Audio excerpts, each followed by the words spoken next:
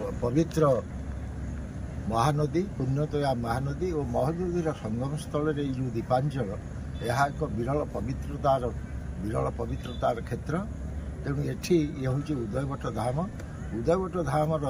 जो विशेषत्व आज नुह शह शह वर्ष तलू 600 वर्ष तले पंचसखा मालिका साहित्य लिखिं भगवान दास आठी श्री जगन्नाथ तत्वाश्रम प्रतिष्ठा कले एवं कल्की जोटा कि राजलोचन दास कही जाते कल्की उवाच कल्की कथा कहते से कल्कीकर मूर्ति प्रतिष्ठा करी तार नाम रूप आ तत्व ये तीनटा जिनिस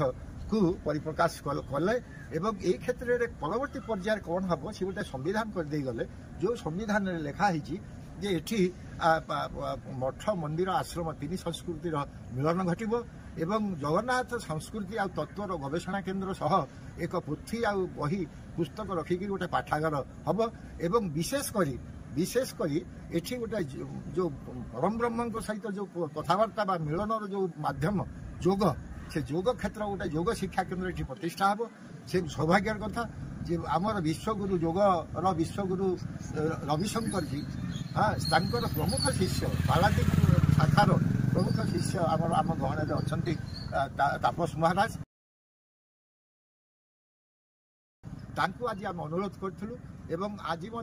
आमर शिल्प आ दक्षता विकास मंत्री ओडिशा राज्य सरकार सी निमंत्रण करूँ सी आसी पहुँचते एवं यही परिवेश आज गोटे सिद्धांत है ये गोटे जगन्नाथ संस्कृति व जगन्नाथ तत्वर परिप्रकाश गोटे गवेषणा केन्द्र एवं गोटे पाठागार ये हम ता सहित गोटे योग शिक्षा केन्द्र आश्रम स्कूल प्रतिष्ठित हम। मंत्री महोदय आमर श्रीजुक्त संपद स्वाई जे कि यही माटी पानी पवन बढ़ी सी आज आम ये अंचल नेतृत्व दौरान राज्य सरकार पाखे कही से आज आसते से प्रतिश्रुति दे जाइछन्ति यही सब कार्य कि प्रकार भाव में संपूर्ण भाव में कार्यकारी हो पार उदयवट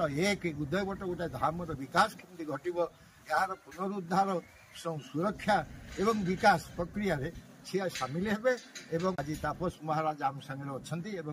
आम रंजन बाबा आम जी भावसार दास आश्रम सी अच्छा